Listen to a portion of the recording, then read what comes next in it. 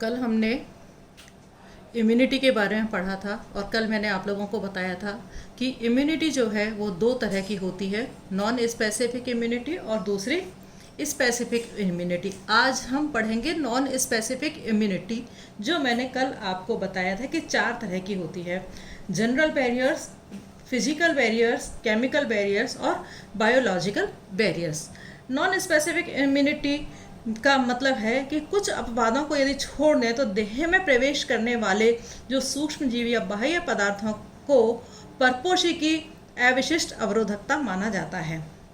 ठीक है, तो जो नॉन स्पेसिफिक इम्यूनिटी है वह देह के अंदर विभिन्न प्रकार के रोधकों के कारण होती है। ठीक है, नाउ सबसे पहले इसमें जो पॉइंट है वो है जनरल बैरियर्स।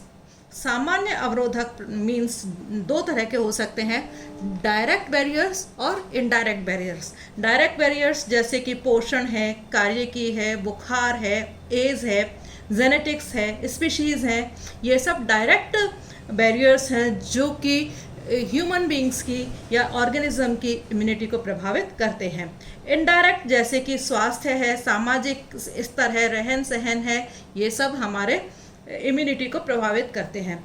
ये कारक एक समय में परजीवियों की स्थापना में सहायक होते हैं, तो वहीं दूसरे समय में ये हमें परपोषी को कुछ हद तक सुरक्षा भी प्रदान करते हैं। डायरेक्ट इम्यूनिटी जैसे कि मैंने आपको बताया कि न्यूट्रिशन जो है कुपोषण होने पर कुपोषण होने पर जो संक्रामक रोग होते हैं उनके लिए सुग्राही हो जाता है। मीन्स हमें न्यूट्रिशन जो है अच्छा खाना पीना लेना चाहिए, मेल न्यूट्रिशन जो है नहीं होना चाहिए, जैसे कि गरीबी में बच्चों को हो जाते हैं। और बुजुर्ग में कभी कभी बुजुर्गों को भी माल न्यूट्रिशन या कुपोषण का प्रभाव होता है, लेकिन बच्चों में ये ज़्यादा पाया जाता है, तो हमें न्यूट्रिशन का ध्यान रखना चाहिए। दूसरा है acute phase reaction. Acute phase infection के दौरान ब्लड में होने वाले क्वांटिटेटिव और क्वालिटेटिव दोनों से संबंधित है। ये चेंजेस माइक्रोब्स की उग्रता को कम करते हैं।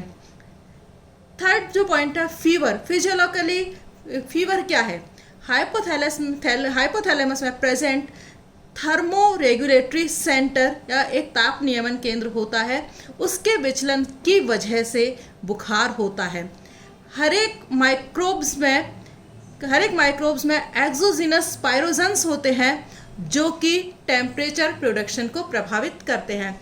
मीन्स यदि शॉर्ट में हम कहें तो कि जब हमें फीवर होता है, इसका मतलब जो हमारा बॉडी का टेम्परेचर है वो माइक्रोब्स से लड़ने में सहायता करता है। नेक्स्ट पॉइंट है एज अल्पायु हो या फिर अधिक आयु हो, दोनों ही एज जो है सुग्राही होती हैं रोगों के लिए। ठीक है, नवजात शिशुओं में जो होता है उनका स्वयं का प्रतिरक्षी तंत्र विकसित नहीं हो पाता है, या उनको स्वयं का प्रतिरक्षी तंत्र विकसित होने में समय लगता है, इस वजह से वो ज़्यादा सुग्राही होते हैं। और वृद्धावस्था में जो प्रतिरक्षी तंत्र की कार्यप्रणाली है वो थोड़ी सी कम हो जाती है और उनका प्राणी की जो होम्योस्टेसिस की क्षमता है, शरीर की जो होम्योस्टेसिस को बनाए रखने की क्षमता है वो कम हो जाती है। इस वजह से एज जो है कम उम्र के बच्चों को और बड़े उम्र के ह्यूमन बींग्स को प्रभावित करता है। इसी तरह से जेनेटिक फैक्टर्स जो हैं किसी ह्यूमन बींग्स को तीन तरीके से अफेक्ट कर सकते हैं, या तो वो स्पीशीज जेनेटिक फैक्टर हों, या फिर रेशियल जेनेटिक फैक्टर्स हों, या फिर इंडिविजुअल जेनेटिक फैक्टर्स हों। स्पीशीज फैक्टर में फॉर एग्जांपल जो एंथ्रेसिस बीमारी है वो ह्यूमन बींग्स को अफेक्ट करती है, लेकिन चिकन्स को नहीं। मीन्स बीमारी जो है स्पीशीज टू स्पीशीज प्रभावित करती है। कुछ स्पीशीज़ में जो बीमारी कुछ स्पीशीज़ में हो सकता है वो दूसरी स्पीशीज़ में बीमारी नहीं हो, जैसे कि एंथ्रेसिस। दूसरा है रेशियल इम्यूनिटी में एक ही स्पीशीज़ के जो डिफरेंट स्ट्रेन्स होते हैं उनमें रोगों के प्रति सुग्राहिता जो है वो अलग अलग होती है। For example sickle cell anaemia जो है वो सेल्स जो हैं निग्रोज जो होते हैं उनके अंदर ज़्यादा पाई जाती हैं, जबकि जो वाइट होते हैं ह्यूमन बींग्स हैं उनके अंदर सिकल सेल एनीमिया की प्रॉब्लम कंपैरेटिवली कम होती है। थर्ड है इंडिविजुअल इम्यूनिटी जो है इंडिविजुअल टू इंडिविजुअल वो वेरी करती है, मीन्स हर एक व्यक्ति की अपनी एक इम्यूनिटी होती है। ये स्पीशीज़ टू स्पीशीज भी डिफर करती है और सेम रेसेस में भी ये अलग अलग इम्यूनिटी हो सकती है, मीन्स हर एक व्यक्ति की हर एक इंडिविजुअल की अपनी अपनी इम्यूनिटी होती है। दूसरा पॉइंट है physical barriers. Physical barriers host के साथ मिलकर पैरासाइट्स के लिए एक प्रोटेक्शन लाइन बनाते हैं। प्रोटेक्शन लाइन दो बनती हैं, एक तो फर्स्ट प्रोटेक्शन लाइन और दूसरी है second protection line. First protection line जैसे कि स्किन एंड म्यूकोसा है जो कि माइक्रो ऑर्गेनिजम्स को शरीर के अंदर प्रवेश करने से रोकते हैं। दूसरा है सेकंड लाइन ऑफ डिफेंस, जैसे कि एंटी माइक्रोबियल प्रोटीन्स हैं, फेगोसाइटिस साइटोसिस हैं और दूसरी अन्य कोशिकाएं सेकंड लाइन ऑफ डिफेंस की तरह से काम करती हैं। तो पहला पॉइंट लूंगी मैं first line defence. First line defence में सबसे पहले जो आता है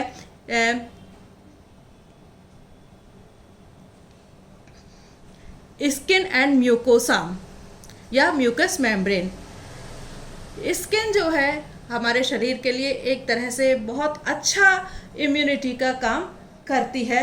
बॉडी के ऊपर जो त्वचा है वो निम्न कारणों से भौतिक अवरोधक की तरह से काम करती है। सबसे पहला जो है इसके अंदर बैक्टीरियोसाइडल प्रॉपर्टी होती है जो कि रोगजनक कारकों के विपरीत कार्य करते हैं। दूसरा, स्किन के ऊपर की जो आउटर लेयर है वो केराटिन की बनी हुई होती है, जिसकी वजह से एंजाइम्स के द्वारा इसे डाइजेस्ट नहीं किया जा सकता। थर्ड जो पॉइंट है इसके अंदर लॉन्ग चेन फैटी एसिड्स की जो है इसके अंदर पाई जाती है, जो कि एक तरह से ह्यूमिडिटी की तरह काम करती है।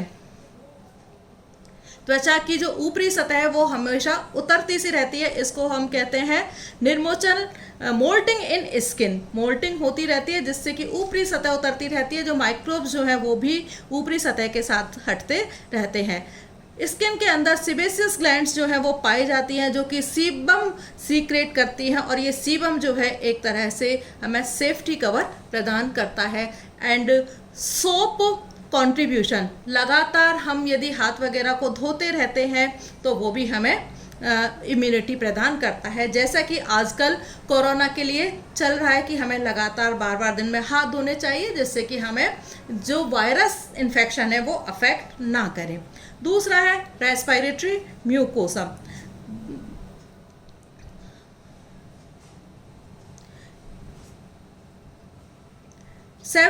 बहुत सी जो मैकेनिज्म इसके अंदर रेस्पिरेटरी म्यूकोसा के अंदर बहुत सारे सिस्टम्स जो हैं एक साथ काम करते हैं। सबसे पहले मैं ले रही हूँ नोज़ को। नोज़ जो है, नोस्ट्रिल्स जो हैं उनके द्वारा सबसे पहले जो डस्ट पार्टिकल्स हैं, जो माइक्रोब्स हैं, वो अपने नोस्ट्रिल्स के द्वारा अंदर आते हैं। तो नोज़ के अंदर जो हेयर्स होते हैं वो डस्ट पार्टिकल्स और माइक्रोब्स को उसके अंदर जाने से रोकते हैं। दूसरा जो है इनके अंदर म्यूकस लाइनिंग जो है पाई जाती है, जो कि माइक्रोब्स के पेनिट्रेशन को भेदने से रोकती है। मींस माइक्रोब्स जो हैं वो म्यूकस लाइनिंग को पार नहीं कर पाते हैं, वहीं पर ही वो रुक जाते हैं। थर्ड है म्यूकोपॉलीसैकेराइड्स।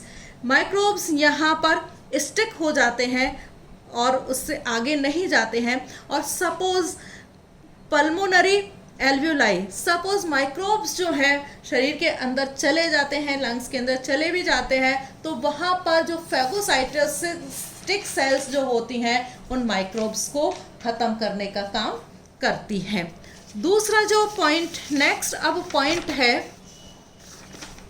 Alimentary canal. Alimentary canal inhibitory effect of microbes को रोकने के काम में आती है। किस तरह से? एक तो इसके अंदर डाइजेस्टिव जूसेस जो हैं वो रोकते हैं, और दूसरे हाई एसिडिटी ऑफ स्टोमक, जैसे कि स्टोमक के अंदर हमें मालूम है कि HCl जो है वो स्टोमक के अंदर पाया जाता है, जो कि इम्यूनिटी बनाए रखने का काम करता है और माइक्रोब्स को शरीर के अंदर पनपने नहीं देता है। यूरिनोजेनाइटल ट्रैक्ट्स जो है उनको हम फ्लशिंग एक्शन मीन्स बार बार धोने से, अपने यूरेथ्रा से बार बार धोने से हम इन्फेक्शन को बचाया जा सकता है। दूसरा है एसिडिटी इन एडल्ट वेजाइना। बहुत से जो पैथोजेंस हैं वो उनकी जो वेजाइना की एसिडिटी है वो उनके लिए नुकसानदायक होती है। स्पर्म एंड जिंक ये एक तरह से एंटीबैक्टीरियल एक्टिविटी की तरह से काम करते हैं।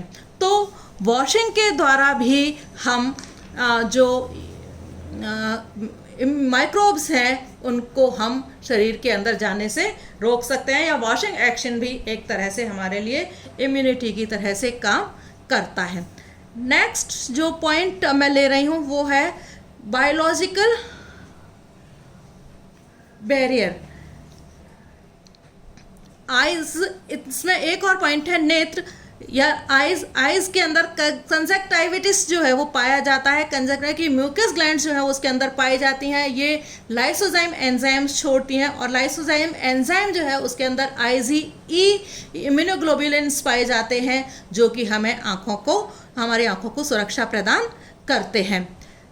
बायोलॉजिकल बैरियर्स में माइक्रोब्स के प्रथम लाइन स्तर को भेदने के बाद में सेकेंड प्रोटेक्शन लाइन का सामना करना पड़ता है।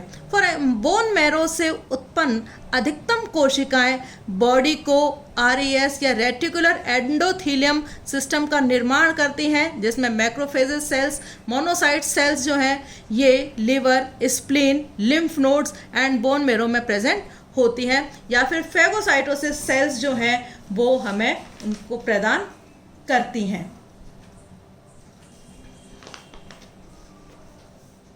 बायोलॉजिकल बैरियर्स में पॉइंट जो है सबसे पहले इन्फ्लेमेशन की वजह से जो धमनियां हैं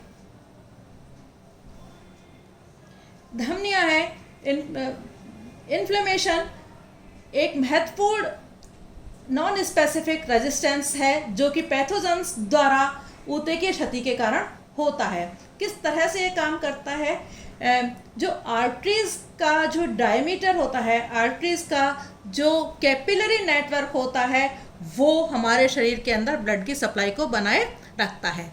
means arteries through blood capillaries के द्वारा हमारे शरीर के अंदर ब्लड सप्लाई बनी रहती है, और इन्फ्लेमेशन के वजह से जो ये ब्लड कैपिलरीज हैं वो फैल जाती हैं, प्रसारित हो जाती हैं, और इस वजह से जो अफेक्टेड टिश्यूज़ जो होते हैं उनके अंदर ब्लड फ्लो बढ़ जाता है, और ब्लड फ्लो बढ़ने की वजह से जो शरीर का पर्टिकुलर ऑर्गन है वो लाल हमें नज़र आता है। ठीक है, कुछ जो ब्लड कैपिलरीज जो हैं वो एंडोथीलियल सेल्स की वजह से टाइट जंक्शन के द्वारा जुड़ी रहती हैं। तो इस वजह से इनके अंदर से जो बड़े मॉलिक्यूल्स हैं वो इनको पार नहीं कर पाते हैं, लेकिन इन्फ्लेमेशन की वजह से जो एंडोथीलियल सेल्स होती हैं उनके बीच में इंटरस्पेशियल स्पेस या अंतराली अवकाश जो है वो बन जाता है, और जिस वजह से जो बड़े लार्ज साइज के जो मॉलिक्यूल्स हैं वो भी परिवहित होकर के ब्लड कैपिलरीज से टिश्यूज़ के अंदर चले जाते हैं।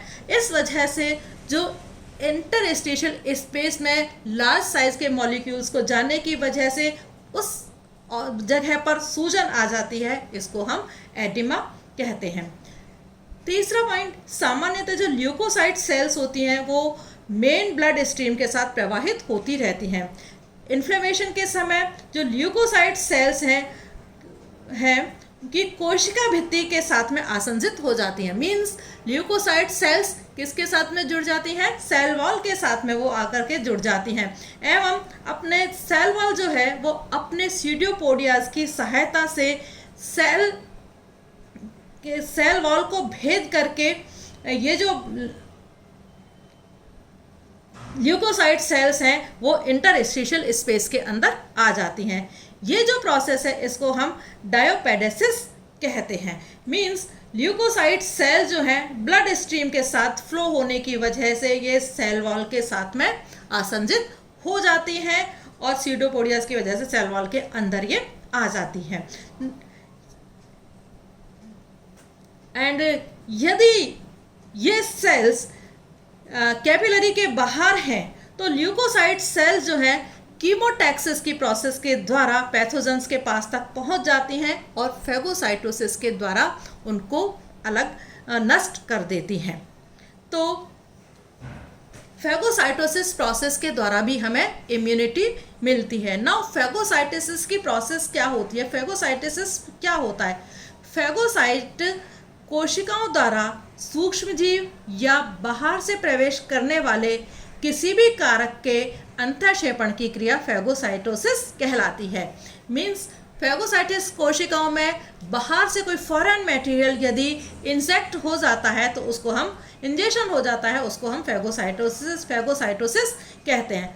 फेगोसाइट सेल्स न्यूट्रोफिल्स या मैक्रोफेज के रूप में पाई जा सकती हैं।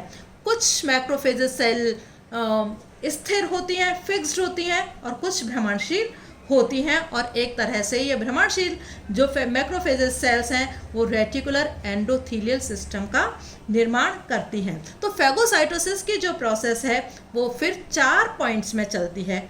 सबसे पहला पॉइंट है कीमोटैक्सिस। कीमोटैक्सिस फेगोसाइटोसिस सेल्स का एक विशिष्ट स्थल की ओर आकर्षण कीमोटैक्सिस कहलाता है। Attraction of phagocytic cells towards the specific site is called chemotaxis. ठीक है। दूसरा पॉइंट है कि इसकी वजह से सबसे पहले जो कीमोटैक्सिस की वजह से जो पैथोजेंस के ये जो सेल्स हैं वो वहाँ पर अट्रैक्ट होती हैं। दूसरा है एडहेशन। फेगोसाइटोसाइट की कोशिका झिल्ली का सूक्ष्म जीव की सतह के साथ संपर्क आसंजन कहलाता है। Means phagocyte cells plus microbes दोनों का एक दूसरे से जुड़ना एडहेशन या आसंजन कहलाता है। कुछ माइक्रोब्स में एडहेशन जल्दी हो जाता है और कुछ माइक्रोब्स में एडहेशन देर से होता है। ठीक है। थर्ड जो पॉइंट है, शरीर कीमोटैक्सिस के द्वारा जो फॉरेन मटेरियल या माइक्रोब्स शरीर के अंदर आए, पास में गए, फिर वो एडहेशन के प्रोसेस के द्वारा सेल मेम्ब्रेन से जुड़ गए। थर्ड जो पॉइंट है इंजेक्शन। आसंजन के बाद में फेगोसाइटिक सेल जो है, फेगोसाइटिस के सेल झिल्ली से सेल मेम्ब्रेन की जो झिल्लियाँ होती हैं उनसे सीडोपोडियाज निकलते हैं जो कि माइक्रोब्स को निगल लेते हैं और उसको अपने चारों तरफ से घेर करके अंदर की तरफ ले लेते हैं और सेल के अंदर फेगोसोम का निर्माण होता है। इस फेगोसोम का फिर नेक्स्ट पॉइंट है जाइडाइजेशन। साइटोप्लाज्म में आने के बाद में जो फेगोसोम है उसका फेगोलाइसोसोम का निर्माण होता है। मींस जो फेगोसोम है वो लाइसोसोम्स के साथ में अटैच्ड हो जाता है, जुड़ जाता है। लाइसोसोम्स के अंदर जो एंजाइम्स होते हैं वो इस फेगोलाइसोसोम्स को फेगोसोम का पाचन कर देते हैं या फेगोसोम्स में जो सूक्ष्म जीव होते हैं उनका पाचन कर देते हैं। तो इस तरह से फेगोसाइटोसिस की प्रोसेस के द्वारा जो है इम्यूनिटी हमें मिलती है। तो ये मैंने अभी आपको बताया कि बायोलॉजिकल बैरियर्स में एक तो इन्फ्लेमेशन पढ़ा हमने और दूसरा फेगोसाइटोसिस पढ़ा। नेक्स्ट जो अब मैं आपको पॉइंट ले रही हूँ, chemical barriers.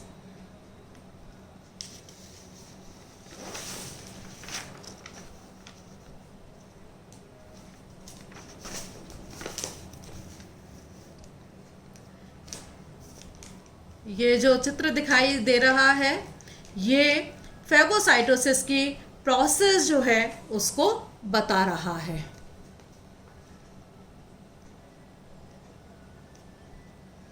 Now for chemical barriers,